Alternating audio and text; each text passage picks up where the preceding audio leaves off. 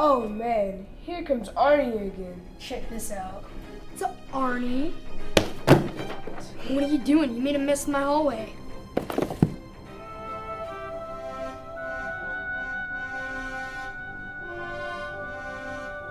Hey, Arnie. Looks like you could use a hand. Let me help you. You don't need superpowers to be a hero. Help make Hillsborough bully-free.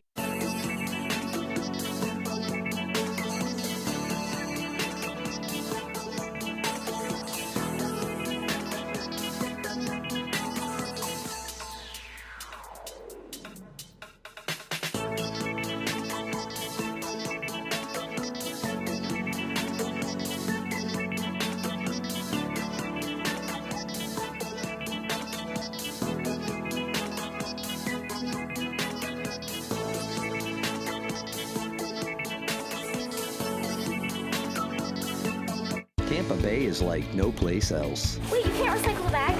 You have to throw it away. Proper recycling keeps it that way for everyone. Bags tangle in machinery and can bring sorting efforts to a halt. No bags.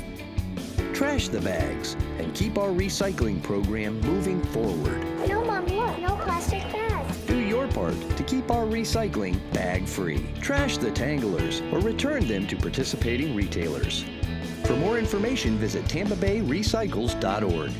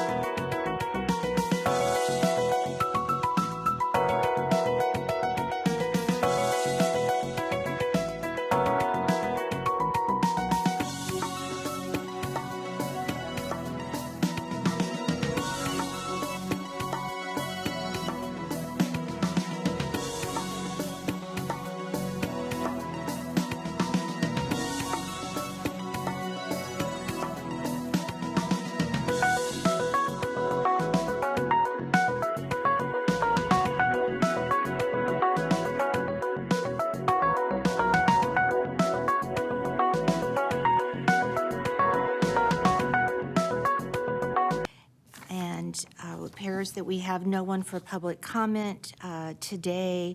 So just so that you all know, the Commission on Human Trafficking has established a period at its regular meetings to allow citizens to speak. Basically, anyone that wishes to speak virtually or in person during the meeting may do so by contacting the Commission's administrator, whose contact information is on the Commission's webpage, hillsboroughcounty.org. The deadline for speakers to sign in is 30 minutes prior to the start of the meeting. And again, I believe we have no one that will be speaking today for public comment.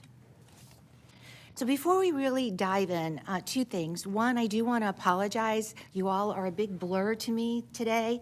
All right, I'm having some major eye issues with my left eye, so I'm kind of seeing out of my right eye. So if I get a little discombobbled or whatever, I apologize, but you literally, everything is a blur. All right, so I want to start with that. And then I want to say to each and every one of you, thank you. Thank you for taking time out of your busy schedules to come here for these meetings, if you're any on the steering committee meeting, but you know, our board at large. Thank you for taking the time before you come to really review our notes, our packages, so that when you walk in the door, you know, things do change a little bit. We do get a little discombobbled, but for the most part, you know, you can follow along with the agenda, kind of have an idea where to go in the agenda, et cetera, especially when we're having those really deep conversations and we're looking at our budget and we want to spend the money for our budget, because Commissioner Cepeda has been so incredible to this Commission on Human Trafficking to really ensure that we are funded so that we can provide the resources to our community. So I just want to just take that moment and thank you. Also, if you look at the agenda, there are a few changes. Agenda, and one I'd like to bring up at some point for an additional change. Look, we now have time certains. So what we're looking at public comment, it's going to be a total of 15 minutes and 3 minutes per person. And then some different areas like the steering committee reports are, you know, the max would be 15 minutes. If we have someone that's coming to present, we will have a max of 15 minutes. If someone comes to present and we only have one person slated to present and they bring two folks, it's still only that 15 minutes. All right, so for us to all just be aware of. This is a start of just really moving our meetings along, right? Our goal is to have our meetings for an hour and a half, 2 hours max. And my hope is that if we have to extend the meeting to 2 hours, it's something that before the agenda goes out, we've already established that so that you can readjust your schedule as opposed to, ooh, when is it going to be done, right? So those are just a couple of changes that I just wanted to address at the beginning. So I'd like to really call the meeting to order if I hadn't already done that. So Lisa.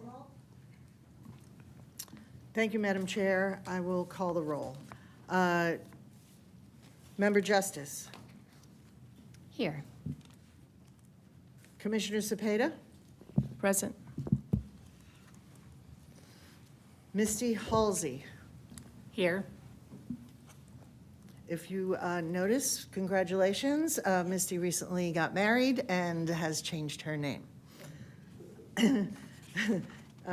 Vice Chair Dottie Groover Skipper. Thank you.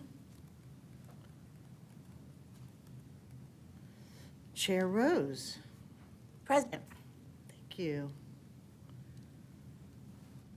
Detective English. Present. Thank you. Member First. I said that wrong. Fierst. Yeah, present. Bureau Chief McLean. I'm sorry, Bureau Chief Mobley. Present. Thank you. Member Petrolak. Present. Thank you. Deputy Chief Boulos. Present. Thank you. I received a message from Tampa Police Department due to an unavoidable schedule change. They will not be joining us today. Corporal Sablon. Present. Thank you. And Member Williams. Here. Thank you. Member Carrata. Present. Thank you. And Chair, you have a quorum. Wonderful news. Yay! I was holding my breath on that. Is there anyone I missed? Wonderful. Perfect. I'm going to turn the chair over just for a moment to Commissioner Cepeda. Thank you. Hello, everyone. This is amazing. We're so happy and blessed to today. The Commission on Human Trafficking would like to thank Hillsborough County Sheriff's Office, Major Tim Coe, for his participation and service. The Board of County Commissioners has a letter of appreciation for Major Tim Coe, and accepting on his behalf is Major Rob Rodriguez, and it reads, "In appreciation presented to Major Craig Timko for his service to the Hillsborough County Commission on Human Trafficking, November 2023 through April 2025." And it's by the Board of County Commissioners of Hillsborough County, Florida. It was written earlier but presented today, and accepting on his behalf will be Major Rob Rodriguez.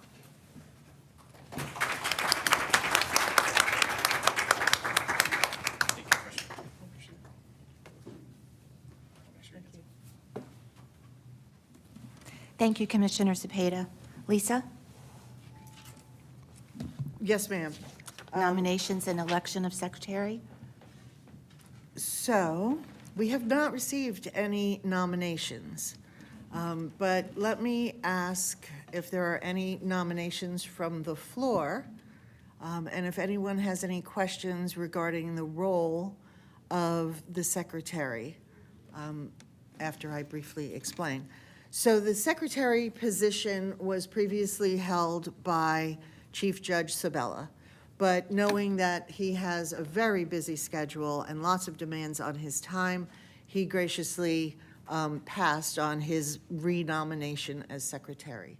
And basically, what occurs is that the secretary would make general notes during the meeting so that when I prepare the recap, the secretary can then look at their notes and we collaborate on the recap.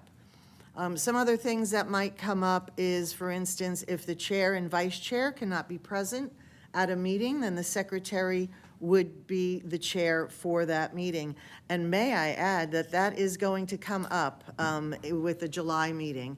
Unfortunately, both our Chair Rose and Vice Chair Groover Skipper have plans that were made well in advance of the schedule being set, so neither of them will be here.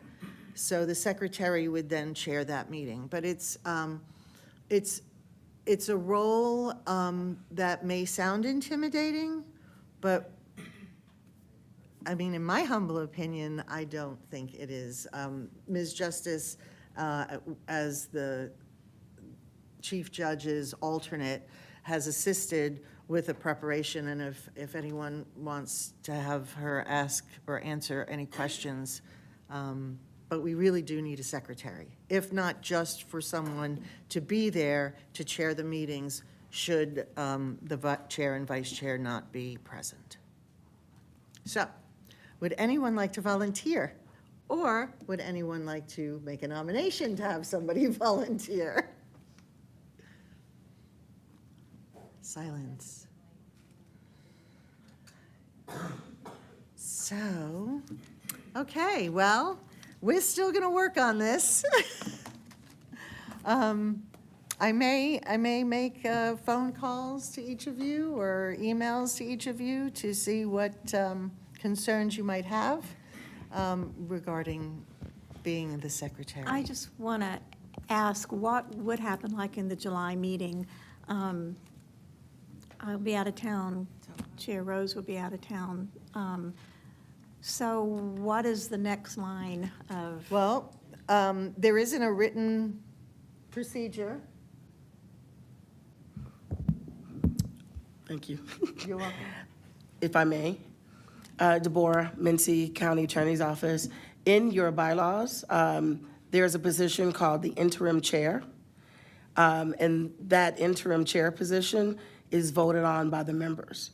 So it'll be among the members as well. So one of the members can step in and be an interim chair to preside over the meetings in the absence of the chair and the vice chair, if there is no secretary.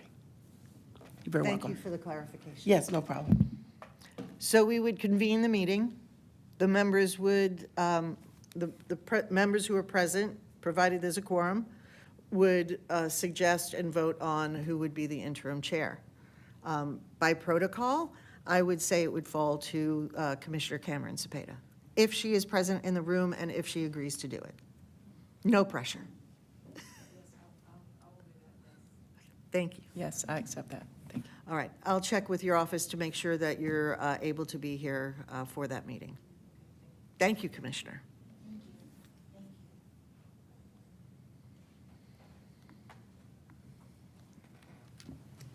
So the next item on the agenda is the meeting recap.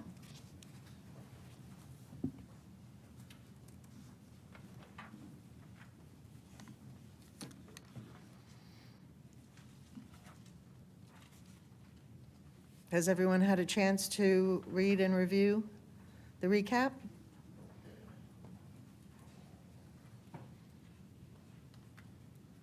So if so, can we have a motion? Motion. Thank you, Corporal. Do we have a second? Second. Thank you, Member Petrolak.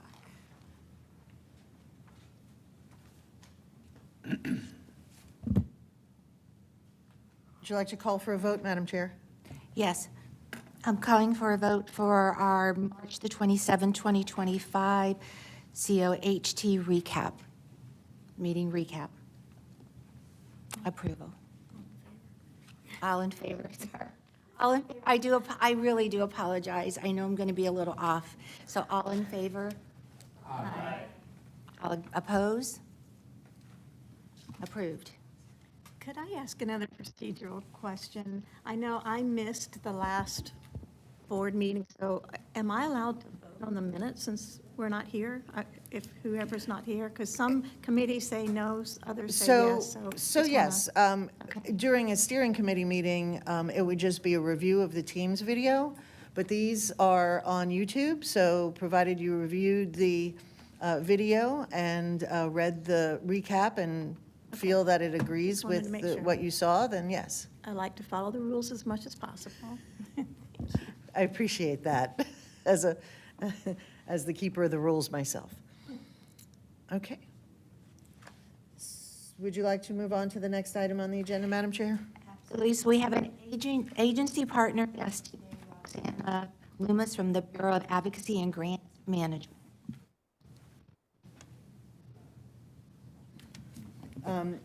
Ms. Lemus is wonderful in that just out of the blue, I got a phone call from her introducing herself, and she is very involved, very passionate in what she does.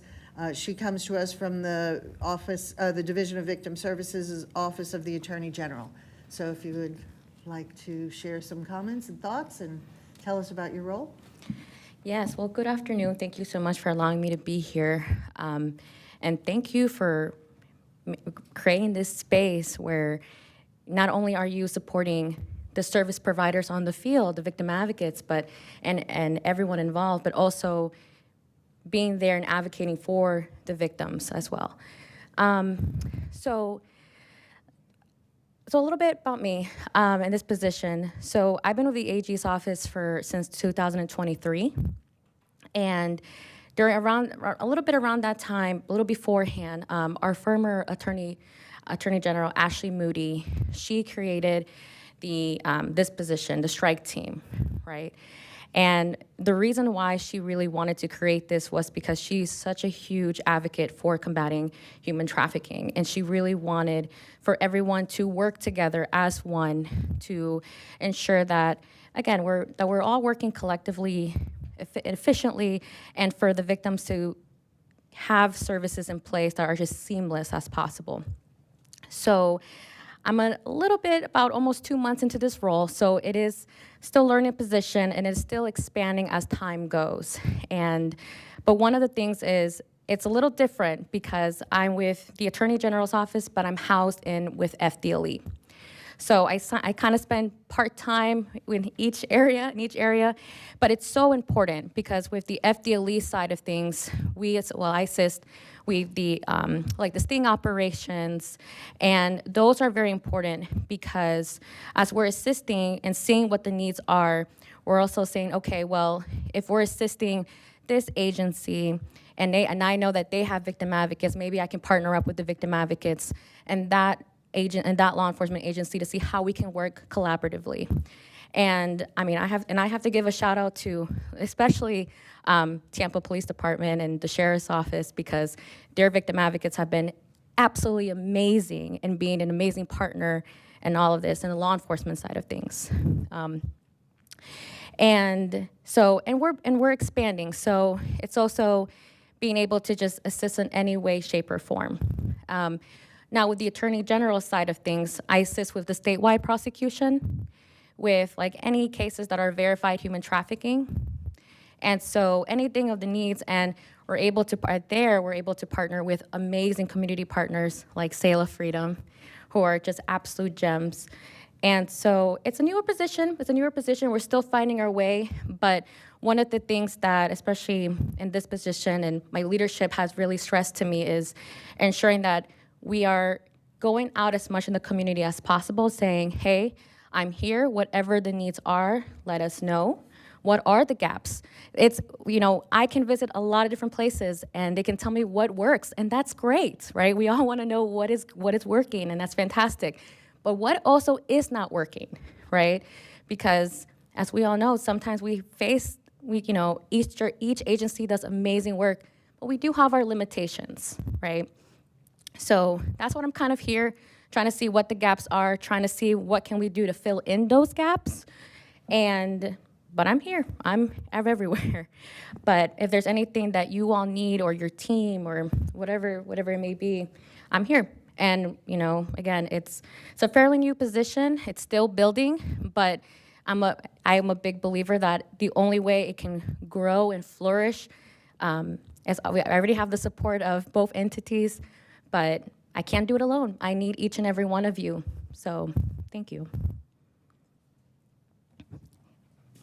Thank you so much, and it's great to have you here. It was wonderful meeting you a couple weeks ago at the conference. So thank you so much for attending today.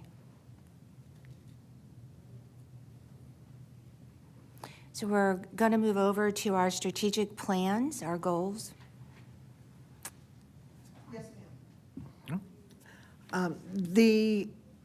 At the steering committee meeting, I think it was the one before last, it was discussed that law enforcement training was something that was going to be part of maybe a conference that we discussed. But there was also a desire for training for court personnel and staff. So the public defender's office, the state attorney's office, the office of the courts, the court administrator, judges, and having a level of training that would be lawyer to lawyer is the quick and easy way to describe it. So I went on a search, and in my travels, I found under the Department of Justice from the federal government that there was a national training available free of charge, except for the place to hold it, and if we want to provide snacks or beverages. But they will provide the trainers. The chair and I had an opportunity to speak with Dakota Wilson, who is a training coordinator with the National Training Assistance. It's another one of those long acronyms. The NTTAC, the National Training and Technical Assistance Center. And it was, I can't say how happy we were about this training. So I had included a copy of their webpage in your packets. What we're looking at is to open this training to as many of the staff of court administrator, all the people that I named without going through them again, all of those offices. We would be accomplishing this hopefully in September. They are, if we can't find a mutually agreeable date in September, they are fine with holding the application that I put in and having it in the next fiscal year. But I got the impression the sooner the better. They will have planned for 2 4-hour sessions. So if the morning session is not convenient to court personnel, the afternoon session would then, be an option for them, because they know you have a lot of cases going on. You can't, delay a case because you're attending training. So they'll provide identical trainings at 2 separate time frames, all in the same day, to make it more convenient. If somebody's got a morning trial or an afternoon trial, they can pick and choose the session they want to come to. My job between now and next Friday is to provide an estimate of a number of people who would be attending. So I'll be emailing all of the aforementioned individuals, law enforcement as well, so all of our law enforcement partners, the Attorney General's office, to see how many people we'd be talking about, so I know what kind of space to look for. And since it is a short time frame, a larger amount of people will require a larger space, would be a little bit more difficult, but we have a Visitors and Travelers Bureau president on our board who might be able to help me out with some space, or finding space. They did say that they prefer to have smaller groups of people, because that way the training, the conversations can be more interactive and they can answer specific questions. And I know some of you are thinking, well, this is the federal government, this is Florida. They will send people who are proficient in Florida law. So they will not only be able to speak on anything that is a national law in federal legislation, but they'll also be able to talk about the Florida law and the specifics of human trafficking and case management here in Florida. So if anyone has any questions, I will try to answer them. I can share our meeting notes with anyone who would like to have them. And I just look forward to this. I thought it was a beautiful thing. Madam Chair, Santiago with Visit Tampa Bay. Be done. Space is not a problem. Just let us know. The Thank space you is so not a much. I love when you attend meetings. Not a problem. Anyone else have any questions for me? Any concerns, any topics that you want to make sure are covered? We did mention, because it came up a lot in the steering committee, that current trends are very important to investigators and to law enforcement. So they do know that whatever trends are happening in Florida, they will try and get as specific to Hillsborough County as is humanly possible. But sometimes these trends are not, just one singular county. They're appearing all over the state, which I'm sure the Attorney General's office is well aware that this is not an issue that is limited to one county in Florida. So anyone, if you don't want to share with me today, then feel free to send me an email, but I do need to have this back to the project manager by Thursday of next week. I said Friday, I meant Thursday, as I will be on vacation for a couple of weeks. Could I ask just what would the overall overarching goal be for the training for this amazing target group of people? What would be the overarching, what would we want to accomplish? From my understanding and the chair's understanding in our conversation, her name is Dakota Wilson, by the way, so I don't have to keep saying the trainer. our conversation with Ms. Wilson was the ability to hone in on human trafficking victims or perpetrators of these crimes, the different nuances in law that would pertain the identification of cases, so that if there's a question of whether or not someone has been victimized or someone is a perpetrator, that the attorneys or investigators working the case, even the victim advocates, would better be able to identify that person in one of those roles. A lot of times it's gray area. There are a lot of, what they call, layers to this onion. And there's a lot of crossover crime, which I'm sure that's not the technical term.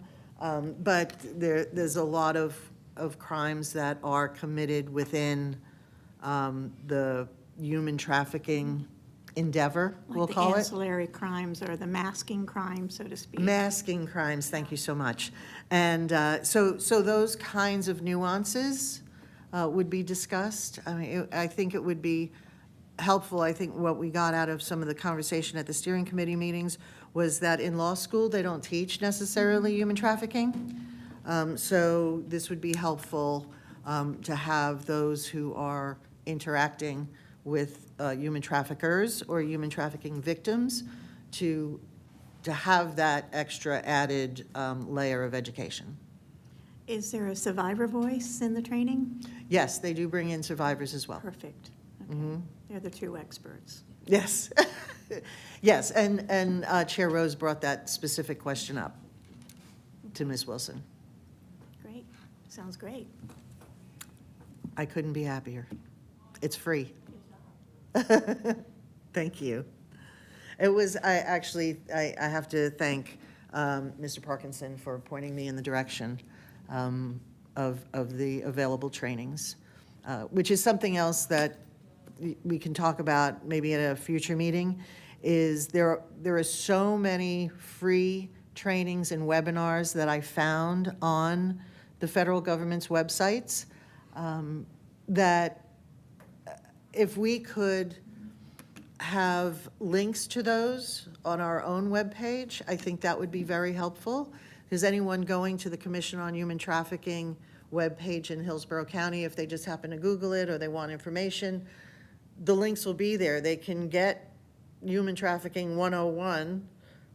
There are the videos and webinars that are even animated, for the child population, all the way up to industry-specific training. So that's something we can talk about that would require our web team and our communications team and others to be involved with whether or not that can be accomplished.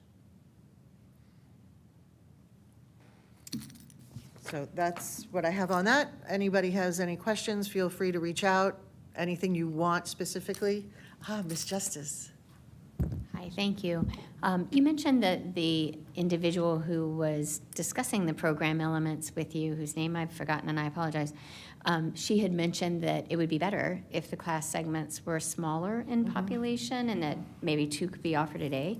I wondered how many hours potentially each session might be. Is it 4 hours, so 2 a day, or? Yes, it's 2 4-hour sessions. Within those 4 hours, they, if it is conducive to the number of people and who the audience is, in the room, that they do breakout sessions to concentrate on more specific topics with those people. But it is 4-hour sessions in one day, covering nearly the exact same topics. Okay.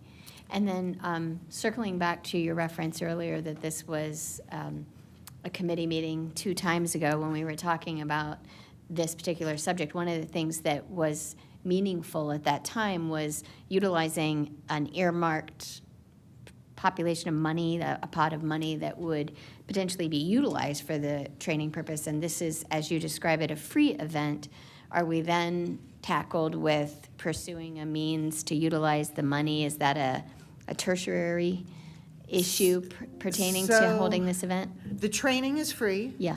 They cover the cost of bringing in the experts, bringing Sure. in a trainer, bringing in consultants, bringing in survivors. They cover all of that cost. The cost to us would be a facility, whatever cost is involved in that, and I'll work with Member Kurata on that. And if we provide, snacks, beverages, candy to keep people awake, those kinds of things. So it'll be minimal cost, similar to when we had the strategic planning session. We did it here in this room. So that facility was free, and what we paid for was just beverages and snacks, and that came to a little under $200. And you have the money in the budget to do that, and we can use our purchase card from our department to charge the Commission on Human Trafficking with that fee, with whatever we spend on coffee. Do you remember, though, how much money we had thought providing the training might cost? Knowing, certainly, please know, I'm not envisioning spending money on that, knowing there's a free money source available, but what remains untended to because you found a very cost-effective solution? So the conversation got a little intertwined with the conference conversation. So the conference, we had gotten a motion and a vote to approve 131,000, not to exceed 131,000. Since that vote was taken place, for those of you, I'm kind of maybe skipping ahead to the steering committee minutes. For those of you who weren't at the steering committee meeting, the motion was to go back to USF, to ask them to hone in their proposal to lower the cost, not to exceed 131,000. Give them 10 days. If they did not respond or could not respond within 10 days, then we would go out to RFP. On the 9th day, I heard from USF that they were declining the proposal because they didn't feel that there was enough time for them to prepare to have a conference between now and September, which is fair. So there is potentially $131,000 to spend on a conference. Now, whether we call a training a conference, whether we call a conference a training, semantics maybe, different content, different audience, different members have different ideas about what a conference, as you well know, would consist of. So I was going to bring up when I gave my staff report, do you want to go on with Rob is our timekeeper today. Do you want to go on with the conference idea for 131,000, or do you want to use that money for something else? Could I add to that too? I also had conversation with USF. I'm on that advisory board with them, and they didn't have enough time to prepare, but also they felt that they did not want to be competing with other organizations that's kind of under their umbrella building out this bright platform.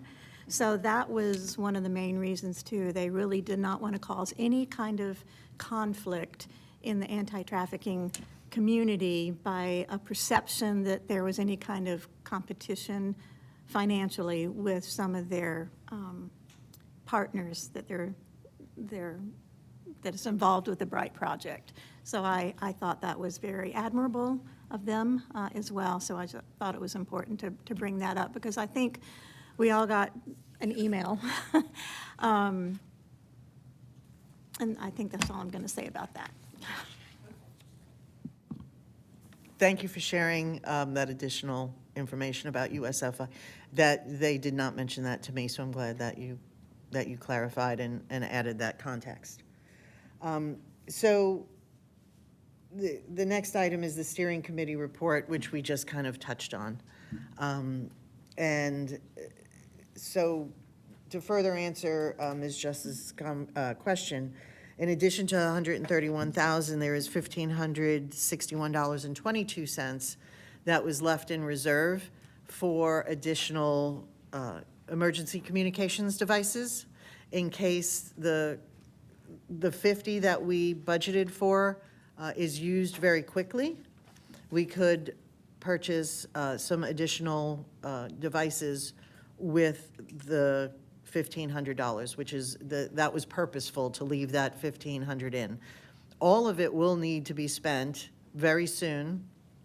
As I've said before, the RFP process takes a minimum of 90 days.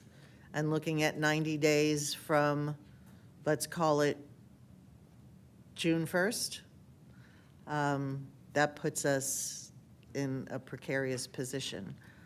So I would need direction from this board today on how you would like to spend the $131,000. The thing that was not discussed at the steering committee meeting, I mean, it was touched on, but it wasn't fully discussed, was the emergency housing vouchers. So that is a possibility that we can revisit. There are other goals that you had discussed. One of them was to rework the Don't Buy It campaign with some new material, new collateral. I will share with you that the FKQ procurement is in process for the $150,000. That is a blanket purchase agreement that I'm waiting to be generated, but the paperwork is all in. It's just a matter of it going through the system. And the Children's Network, Hillsborough County, foster children, specialized support, that was approved. Thank you very much, Commissioner Cepeda. That was approved yesterday. That is now going to fall into the capable hands of Director Minzy and Project Manager Cazzola to carry that forward. The $2,000 for the emergency communications devices, I put that in for approval by our finance team and my immediate supervisor yesterday. So I'm waiting on the approval for that. Once I get those two to sign off, then I can put that in the system as another purchase agreement to the crisis center and get that ball rolling. So those three things are in process.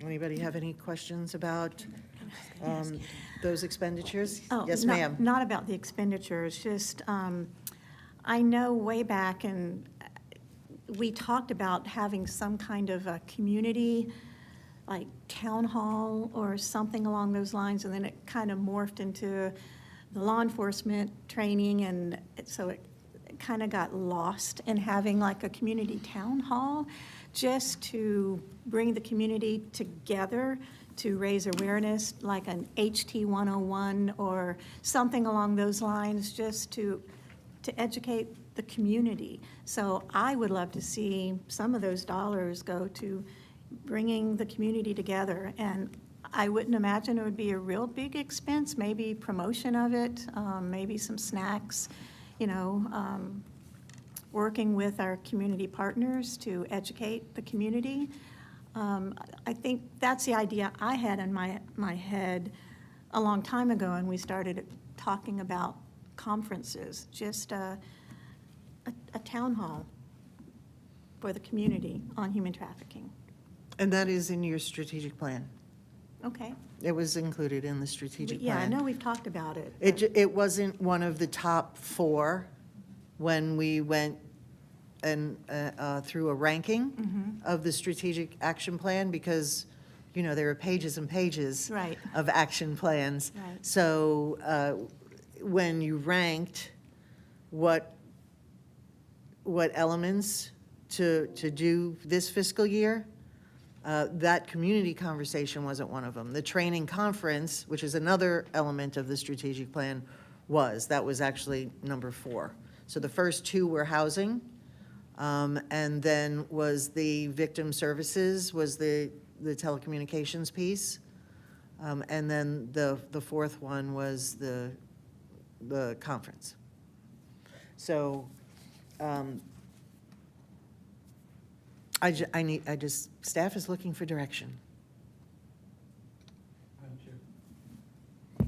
Santiago, I have a question, and maybe staff, Lisa, you can answer.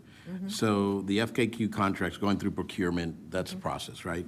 And the emergency communication device is also going through procurement for $2,000, that's in process. Correct. So really what we're talking about is how we want to spend $131,000, and do we want that committed to a town hall meeting or a training session or both, correct?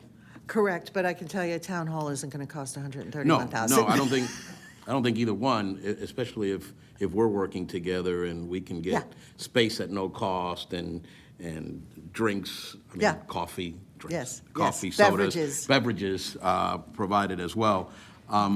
My question is, for that $131,000, can that be used with the P card, or does that have to go through procurement if you're trying to pay for a location, a venue, or promotion, or buying materials to give out, printing, et cetera, would that be a purchase card process, or would you have to go through the 90-day procurement process to spend a portion of the 131? So it wouldn't be a 90-day procurement process, because that is for an RFP, and that is when we require, a contract requires a signature by the chair of the Board of County Commissioners. So that would require the full procurement process, the scoring of applications that came in for the, in response to the RFP. And then, it needs to be scheduled at a Board of County Commissioners meeting for it to be approved. If we have an instance where we have a vendor such as the Children's Network, Hillsborough County, right? That is more or less agency to, not quite to agency, but we already have them listed as a vendor. They are the only designated provider for that type of service in Hillsborough County. They were designated by the state of Florida. We didn't have to go through the full request for proposal. We didn't have to do a request for qualifications. They're the only ones.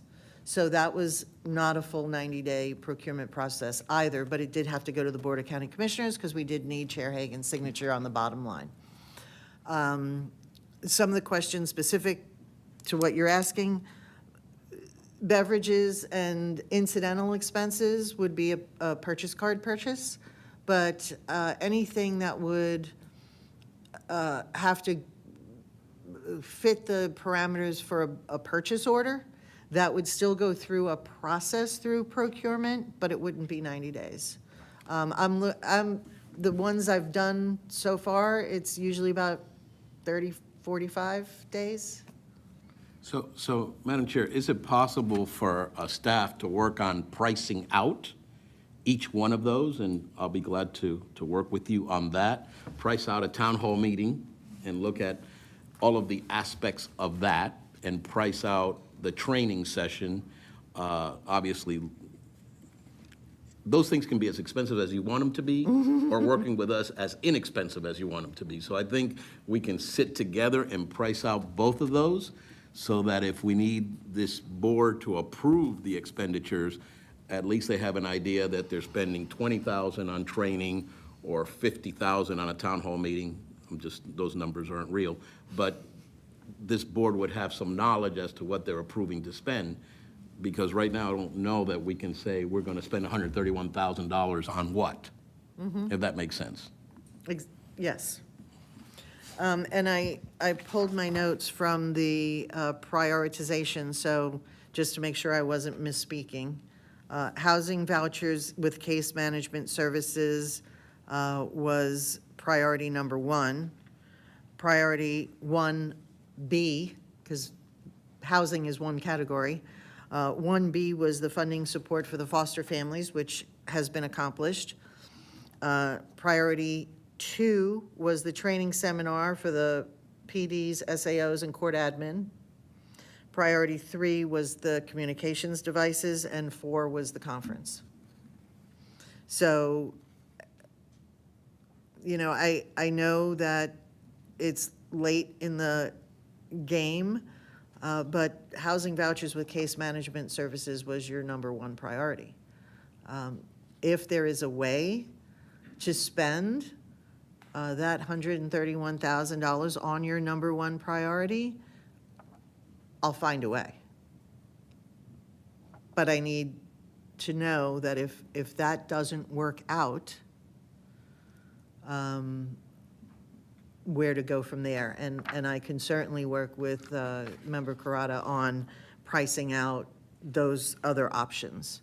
And you can craft a motion, however you like to craft the motion, to give staff the authority to accomplish those tasks. I might need a little help if the #1 priority on housing vouchers and case management services takes us past September 30th and into the new fiscal year. Not saying it can't be done, but not saying it's the easiest thing to do. One more question on now that you brought up the housing vouchers. How complicated is that to do? I mean, if we said, I'll make a motion that 100,000 of the 131,000 go to the vouchers, which is our #1 priority, what's that process and how difficult it is to get that accomplished? Because I think if you took 100,000 of the 131 and kept the 31 just in case for all the other things you want to do, that's a significant amount, maybe not, but it's a significant portion of the 131. So from the conversations I've had in the housing voucher conversation with other staff is that the issues are having establishments that will agree to the parameters that Hillsborough County sets for those vouchers. So hotels,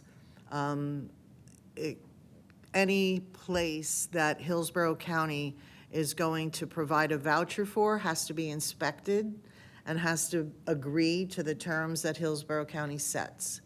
That's the hardest of all of the processes.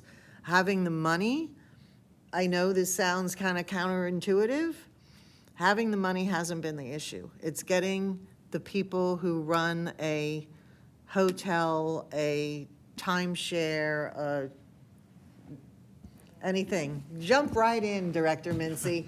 No, I mean, you're absolutely right. I think the issue is always not necessarily spending the money. It's finding those individuals that are willing to accept the voucher and everything that comes along with that. So, I don't know. Oh, I'm sorry, Madam Chair, and I'm, shut up. No, So have we even started that conversation with the Hillsborough County Hotel Motel Association that covers all of those properties in Hillsborough County and reached out to their members to see if they would meet the criteria of the county and accepting vouchers? Because, you know, we have, 26,000 plus hotel rooms in Hillsborough County owned by, tons of folks, and we could certainly encapsulate that ownership group and have a conversation about accepting the vouchers. So I don't know that it's as hard as we might think it is, because there is an organization that covers all of those hotels, motels in Hillsborough County. And we did it during Super Bowl, Hillsborough County. Yes, we did. And we have experience during COVID as well, where we had hotels that we had housing for individuals who were houseless. I have not personally had those conversations, but I believe our representative from the association, if you're still there virtually, Ms. Rose, is Beverly still? I am. Okay. I'm still here. Would you like to address Member Kurata's question, Ms. Molinicki? Yeah, I think it would be, definitely, I think it would be beneficial to go back to our board with the Hotel Motel Association and provide them with as much detail as possible on what would be needed as far as the vouchers and what the hotels need on behalf of that. I'd be happy to if you want to provide me that information. Can we set up a meeting? I don't know what your meeting schedule is, but if maybe the chair, the vice chair, the commissioner, maybe someone else from our staff besides me could meet with your members at one of their meetings to address this directly with them? Yes, I mean, I will reach out to Bob. He's the director for all of us, and see, we do have a meeting coming up on June 5th. I'm not sure what the availability would be for the, attendance of the board meeting, because we always have a board meeting prior to the general session. And I think it would need to go before the board, before the general membership. So I can reach out to Bob and let him know this information. And then between, myself and Bob, we can definitely get back to you to see about setting up a meeting. And that date was June 4th? June 5th. But let me 5th. just verify. I believe it's June 5th. I will be out of town, so I'll be looking for another staff member to attend on my behalf. I can attend if you'd like. That was a hint. Just a comment. This is a novel approach. I believe the approaches thus far have focused on individual vendors, and to bring the association and the gravitas of the association and Visit Tampa Bay behind this is truly a novel approach. And there's some technical issues when you have a survivor and you're putting them into a hotel. Things as simple as having a card to put on file for expenses that they do not have, that have to be worked through. But this is a novel approach, and it could really open the doors, not just for this target population, but a couple other target populations in need. That meeting is June 5th. Yes. Okay. Well, to my understanding, during Super Bowl and COVID, it was kind of all the same. Sail of Freedom created, they did the case management for the survivors that were placed in the hotels. And I'm not sure who at the county spearheaded all of that. I don't know if it was Carl Harness, if it was Audrey with social service. Was it Audrey? But it went very, very smooth to my understanding. And Misty, I don't know if you have any input in agreement or not in agreement. Hi, it's Misty Halsey with Sail of Freedom. I think what comes up for me is I'm thinking of Relo Share, and is there a way to engage maybe them, because they do not require a credit card to be on file for survivors, and they can actually place them under an alias. So I'm wondering if this isn't something where they could be the actual person to kind of put that together if they had the funding, seeing as they're already doing some of that work. And that would take out the concern about having to have a credit card on file, or if somebody doesn't have an ID, then being able to use an alias. And then Dottie, to your point, yes, I think the individual victim service providers were meeting with the survivors, making sure they had food, they have clothing, the things that they need for that emergency hotel stay, as well as working with them to build a more longer-term housing solution, whatever that might be. And can you repeat the name of the organization? Relo Share. Thank you. You're welcome. And you can provide contact information, I'm sure. Yes. Thank you. So Chair Rose, I just do want to point out that during COVID, when we used housing vouchers at the different hotels that were approved, it was more of a long-term contract that was created between the organization and the county. So it wasn't, I need a hotel room for tonight for an emergency situation, or we have just had a recovery. So it was a different plan of action, in my opinion, than the conversation that we are having now. We're looking more at emergency type vouchers opposed to long-term, week, 2 weeks, or whatever it might be, because that's what it was during COVID. Does law enforcement have anything they'd like to add? Because a lot of times the responsibility is on you because you're the one who has the victim or the survivor and have to transport them somewhere, which is what the emergency voucher would be used for. Yes, I'm Corporal Sublime of Temple Terrace. I ran into an incident recently, and Lisa was very kind to assist. but we had a human trafficking survivor we were trying to assist. She did not want the assistance at the time, and it was all we could do to try to hold her in place without detaining her, to try to get the resources to get to us as quickly as possible. We weren't successful in doing that. She got picked up by an unknown male just minutes before resources got to us. And on top of needing emergency placement and supplies, basic clothing, items of that nature that we can assist with at the first second, it would be very interesting if we could look at having some sort of rapid response team.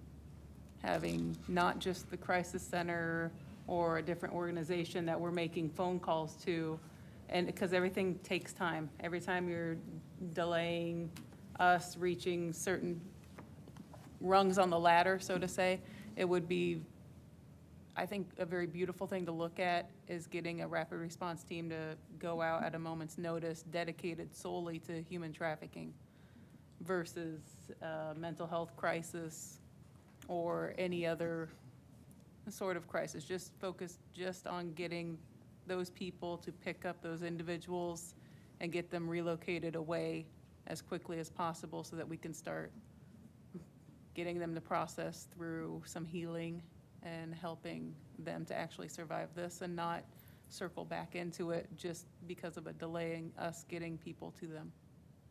I'd like to look at that for further, on top of the emergency vouchers, look at a rapid response team. So a couple comments real quick, if I may, Madam Chair.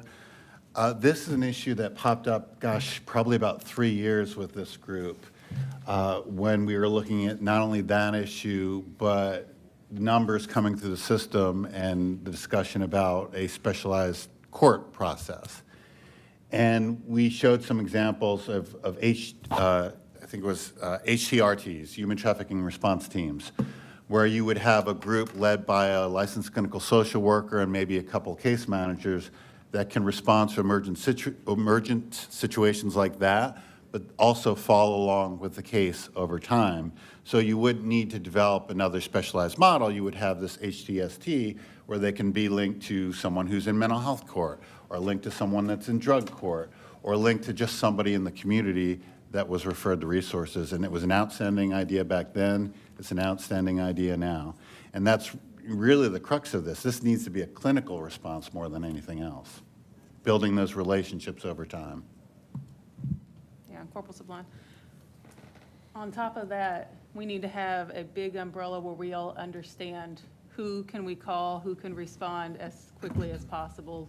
Lisa and I were both making phone calls as rapidly as possible to try to get resources to us before she slipped through on us. Well, and if you think back again 3 or 4 years ago, that was kind of the initial thinking behind TIP and Bright, was to have this immediate resource where people can go in and know where to go and what they're offering. Because we have so many people out there in the nonprofit sector doing so many wonderful things, but it's almost like they're on double secret probation and we don't all know what they're doing, or if they have openings or resources for an emergent need. So, and is anyone using Bright? You're using Bright? Can I see a show of hands? It's phenomenal. So, but is any of our everybody needs law to be on a enforcement platform partners using that's Bright? involved in this arena. And that was one of the challenges in just talking with them, and you know more than anybody, I think, from being part of their advisory board, but getting people to use the platform, having nonprofits and those who are working in the space to register and go through the vetting process with the Bright folks who run the TIP lab and the Bright program. Right. That, you know, the tool is only as good as the parts that make up the tool. That's true. I think one of the challenges, even myself in the beginning, in my little small nonprofit, we just do referrals out. We don't receive referrals from the system. But just like for me, sitting on the phone for hours, like what you have to do, what we've all done for many, many years, trying to find placement, trying to find resources. What Bright does, and I have seen it, is you do a few clicks. You put in all the criteria you needed, a few clicks, filters down, and pops up the organizations that can fulfill the need that you have. And it's phenomenal. But I think the issue, including myself, like I said, was I've been in this for 40-plus years, and you have your own little network. You have your own people that you pick up the phone and call. So changing the paradigm shift that you don't have to pick up the phone anymore. You can just go on the computer and make a few clicks, and you've got placement, you've got the resources. And it's all kinds of resources, even like tattoo removal, mental health, psychological help, dental help. I mean, just all resources that are needed for human trafficking victims and survivors. So I think there's almost 95 organizations across the state now that's on the platform, including law enforcement. What Dr. Wagers has shared recently is the law enforcement agencies that are on this platform, it's been a lifesaver. They go on the computer, make a few clicks, boom, they know exactly where to take a victim.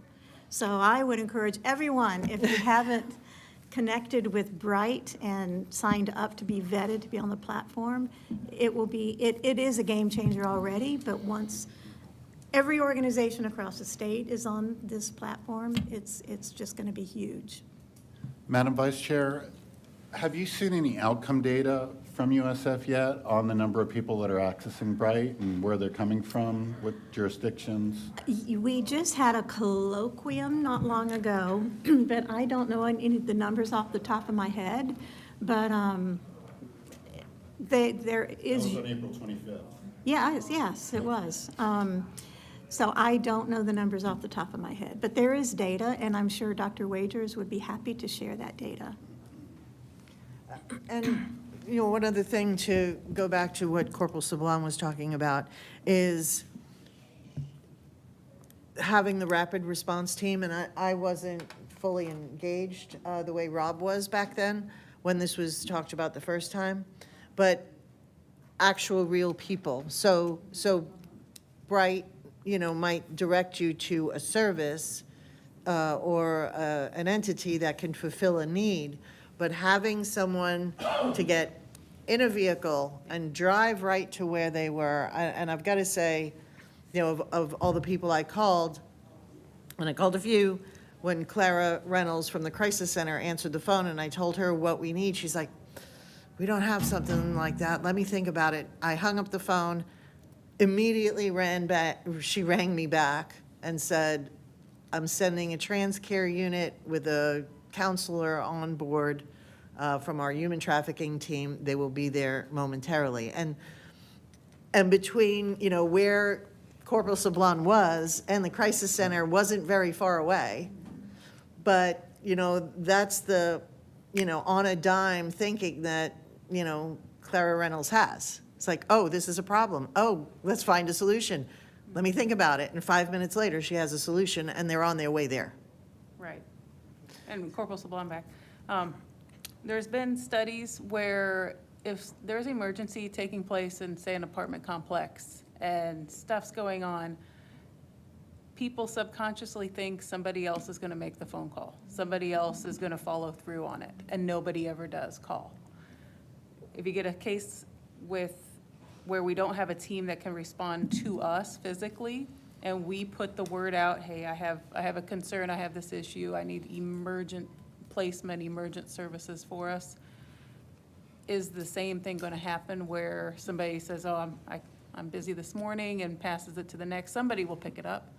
But if we had a team that was their sole focus of responding outward instead of waiting for things to come inward, I think we'd have a good success rate on it. Something to consider. Thank you. But what comes up for me is we have different law enforcement agencies within the county, and if we have one rapid response team, how are they going to serve every agency? I do realize that we won't have to have that response at the same exact time.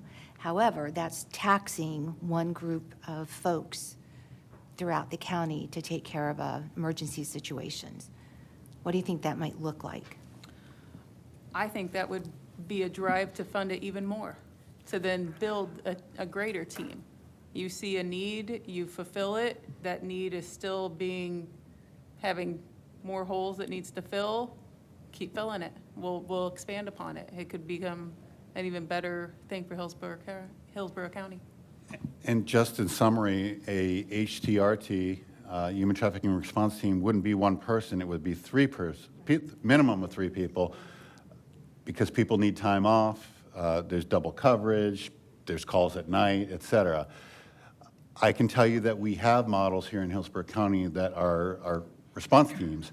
The Mobile Crisis Response Team is a good example of that. It's run by Grace Point Behavioral Health.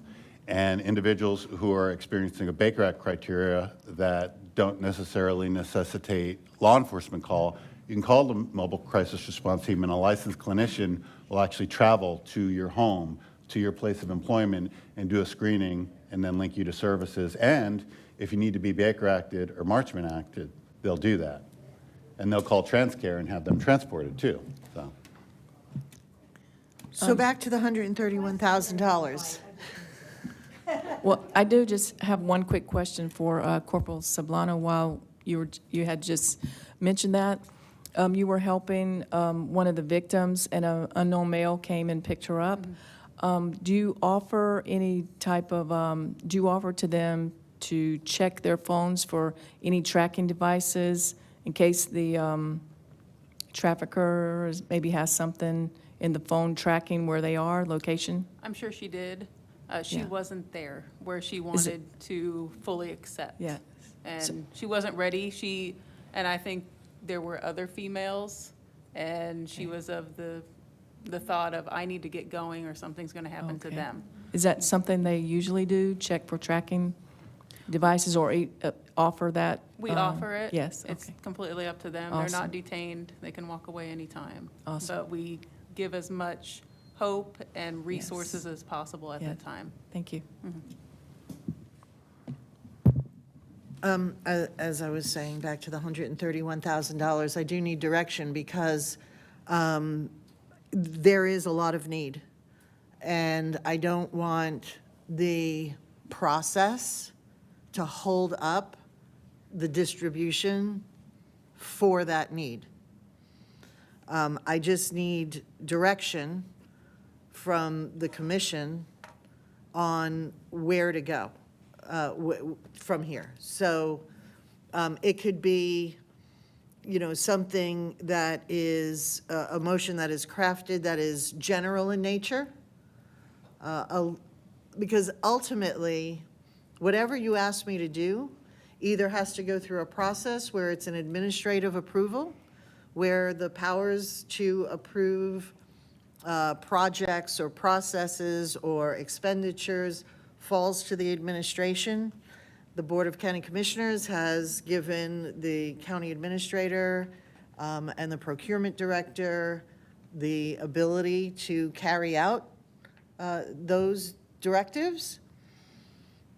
Or we go, directly to the Board of County Commissioners and put something on an agenda for the full Board of County Commissioners to approve. So I could go through working with, Member Kurata on some of the things that he brought up. I can work with Rob and do more on establishing just maybe the basis of the human trafficking response team. I can work with Member Kurata and Member Molinecki about the housing vouchers. So it's important to have the Commission on Human Trafficking decide how to spend the money. Following the rules and the practices of Hillsborough County is something we do internally as staff every day. But this board is set up, and I think in the bylaws and in the ordinance, it is set up as an advisory to the Board of County Commissioners on how to address human trafficking in Hillsborough County. So getting direction from all of you would then result in my going either administratively to have something approved or to the Board of County Commissioners to have something approved. So I just, again, staff is requesting direction.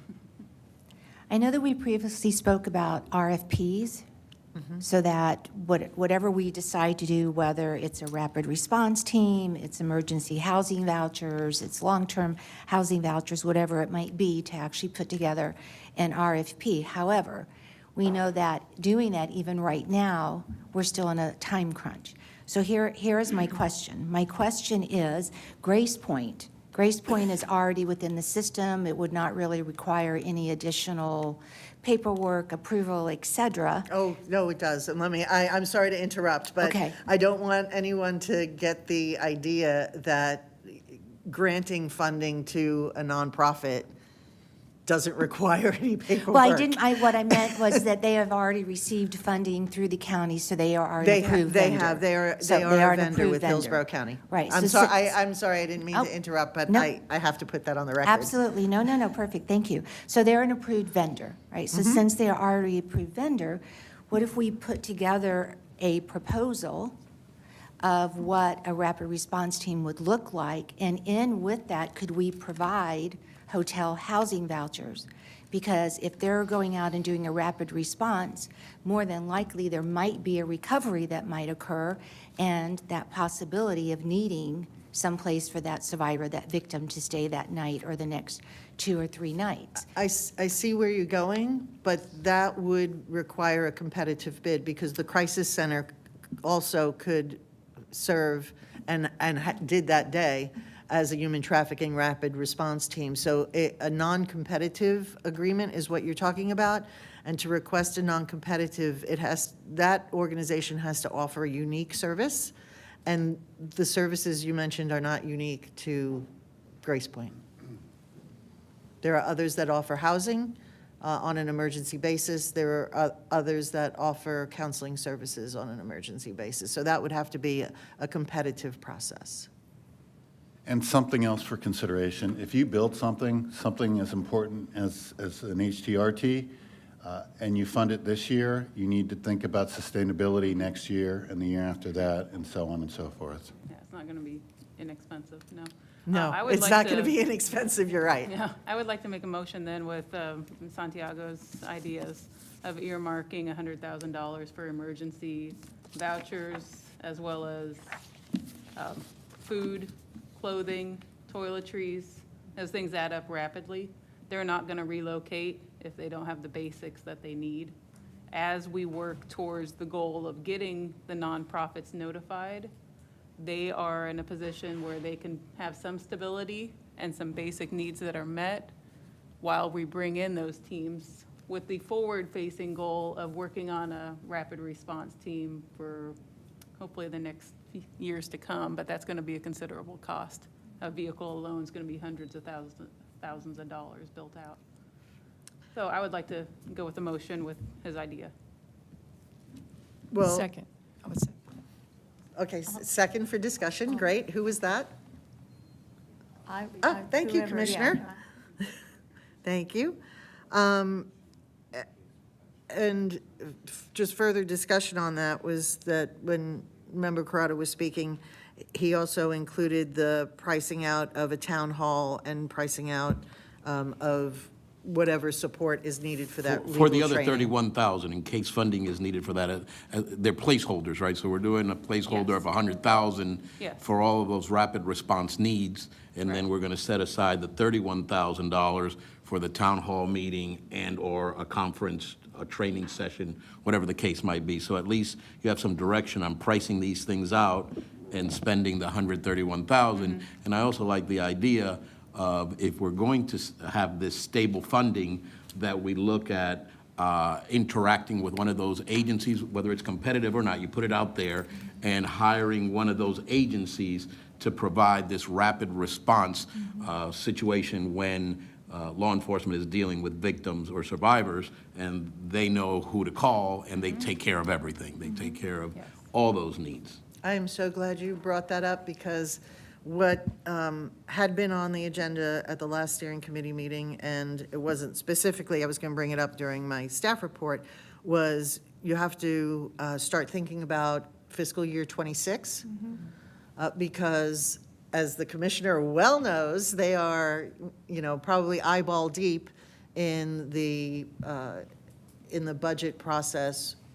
Not probably, I know they are eyeball deep in the budget process for fiscal year '26. I was just about to bring that up also, that we are in the budget process, and the new fiscal year starts in October, so I'm planning to go back before the board and requesting more funds, my flag item money, for sure, to bring back here to our organization. So really want to do that again. So that means October, we would have more funding, so. Fantastic. Thank you. And Madam Chair, if I could suggest that we handle that right up front of the next fiscal year, because it's a process, right? Yes. And if we're going to do a competitive process for rapid response, we need to jump all over that first meeting of the new fiscal year and get the process underway, so we're not behind the 8 ball trying to expend these dollars, and we have the services that are required. Well, and the beautiful thing about that is that we now have our strategic plan, right? And we have been building it out monthly, whether it's in our board meeting here or in our steering committee. So we can be boots on the ground, October 1, and these are our priorities. This is what we did for 2025. Right now, let's roll it over to 2026, and then what are our new initiatives? And let's get our RFPs, everybody in place, and be done. So Yes, mark I your agree. calendars for September 25th, because by that date, we will know what the county budget is, since it is established the fiscal year on September 1st. So the process that Member Karada just brought up, that first meeting of the Commission on Human Trafficking in the fiscal year is September 25th, and we can put the whole meeting just dedicated to that issue. Could I suggest, too, that when you're pricing out the $31,000, dollars for town hall or whatever, any kind of like print assets or anything to go along with either the town hall meeting or even the upcoming, whenever the murals are going to be finished, some kind of promotion for that, or some kind of, just collateral materials, print materials to distribute in the community. So I don't know if that's something that Yes, could be that was something included that he mentioned. in the pricing out of Right, that was things. something. So we do have a motion on the floor. It was properly seconded. If I can restate, just to make sure that we get this clear. And Corporal, jump in there anytime I get something wrong. So the motion was for $100,000 to be earmarked for emergency vouchers, food, housing, and incidental items needed by a victim or survivor of human trafficking. And with that, some eye on looking long-term to a rapid response team process, with the pricing of town hall meeting, incidentals for the legal training that is going to take place of $31,000. Yes, ma'am. And then clear guidance directed to the law enforcement agencies in Hillsborough County on how to seek reimbursement or how to seek those approvals for the vouchers through the hotel agencies, as well as if we need to get gift cards for Publix, Target, how to return the receipts if necessary. Just clear guidance so that that can be dispersed to all the agencies. Okay. That will take some procedural maneuvering, but I don't think that needs to necessarily be part of the motion. Only because that's more a back office kind of, just the procedures and the protocols and those kinds of things, because I'm sure each department has their own process already in place. Temple Terrace might be different from the sheriff's office, might be different from Plant City.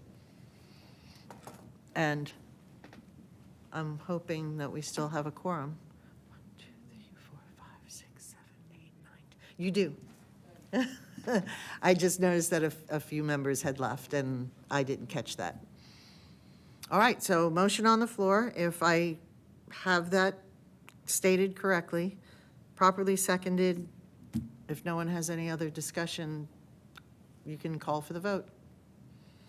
All in favor? Aye. All opposed? Motion passed. Okay. Yay. This has been very productive. So I mentioned before about public comment. Okay, I just double checked and there is no public comment. Thank you. Mm-hmm. Staff report? So we talked about most of the things on my staff report already.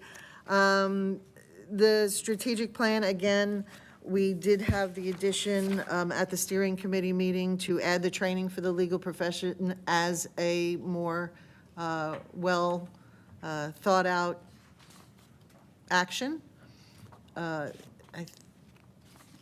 So that will be voted on. You can vote on it now, or we can take it back to the steering committee to add that to the strategic plan. And that's all I had. I can give you an update on the FDOT. You have that in your packages. The new locations were presented at the steering committee meeting. Everybody is thrilled. I've been in touch with the muralist. She's very happy. We will be going out and meeting at the site at the end of June.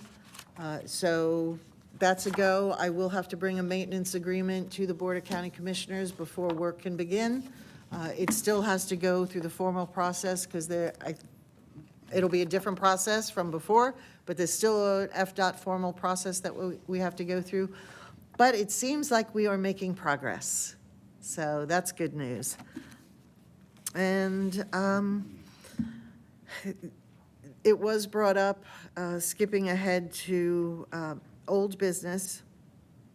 It was brought up that we did receive, or everyone on the commission received an email from the Free Network because during public comment at the steering committee meeting, we didn't have time or take public comment, which is, I am deeply sorry for that. I should have caught that. I caught it, but it was after the meeting was already adjourned, and then I said, oh, we didn't do public comment. Most people had already left the room. So they emailed us the public comment. I can say that Chair Rose did respond to that public comment, again apologizing, taking into consideration their thoughts on the issues, and if anybody wants to have a copy of Chair Rose's response, I can provide that to them. And again, that's all I had because we talked about my staff report all throughout the meeting. And that brings me to this. So public comment, we have public comment after our staff report. And I wanted to just bring this forward of your thoughts of actually moving it up, even further up in our agenda. So in other words, someone is here, they can go ahead, they can do their public comments. I know that we will not have already had our conversations. However, not to have something like this happen again, where someone's been sitting here an hour and a half, 2 hours, or whatever it might be, to give public comment, and then for whatever reason, we either overlooked it by error or we really just ran out of time at 3 hours. Any thoughts about moving public comment further up in our agenda?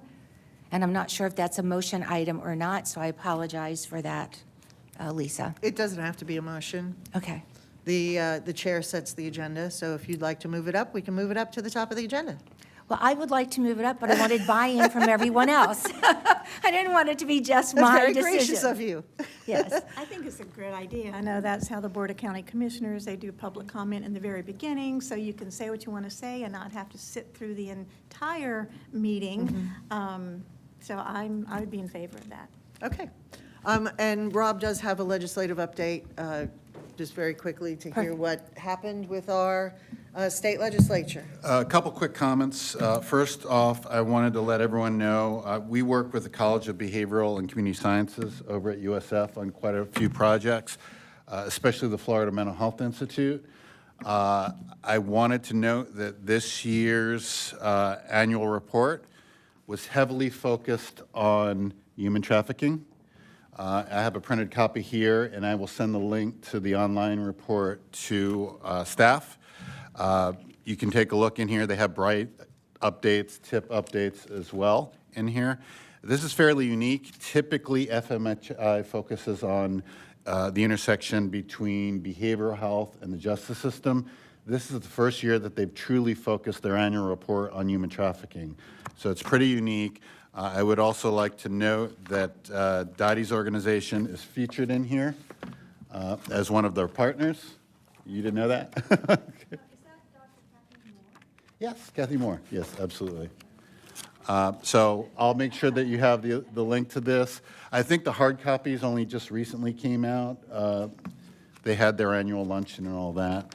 But you are highlighted in here. Heart Dance is highlighted in here, as well as status updates on Bright and Tip, as well as an update on the colloquium that occurred back a couple months ago.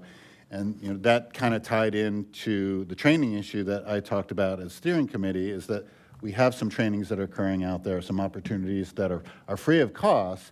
So that frees up the funding that the commissioner has secured for you to focus on actual services for our target population. So again, I'll send that to you. As far as the legislative update, I'm just going to go quickly because I've already broached the depth of these bills. So Senate Bill 444, human trafficking awareness, that was actually laid on the table and substituted for a committee substitute for House Bill 1237, and that passed and was signed by the governor on May 21st. So yay. Isn't it unfunded to have? So that's human requiring trafficking in public all schools to designate a member of the administrative personnel to provide annual training regarding human trafficking awareness to specified employees, requiring employees who receive such training submit an acknowledgement to the school, and requiring schools to keep acknowledgements of those trainings. So this committee substitute did pass, and again was signed by the governor on May 21st. So that was yesterday. Yesterday. Okay.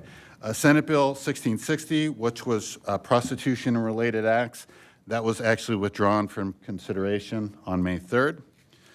Senate Bill 1804, which was capital sex trafficking, was passed and enrolled on April 30th as committee substitute for Senate Bill 1804. Its House companion bill, House Bill 1283, was laid on the table, and this form was substituted. So, yay. House Bill 895, which again was the companion bill to the other one I discussed, prostitution and related acts, was also withdrawn. House Bill 1237, human trafficking awareness, again was passed as committee substitute for House Bill 1237 and signed by the governor yesterday. And then committee substitute for House Bill 1283, which was capital human trafficking of vulnerable persons for sexual exploitation, was laid on table and substituted for committee substitute of SB 1804, was enrolled on April 30th. And that's your update. Thank you, Rob. You're welcome. And within your packets, there is information about the statewide HT task force, about the statewide HT task force meetings. So there is information that is in there. If you want to register, you can do so by 6/5. And then we just have some of the different committee meetings from the statewide task force that is included in your agenda package for you to review. If at this time, is there any other conversation, any other new business, old business? Any questions about anything? Is there a motion to adjourn? Can you make a motion to adjourn, please? Someone make a motion to adjourn. So moved, Santiago, so moved. Thank you. Second. Second. Thank you. All right. We are adjourned. Thank you, everyone, so much.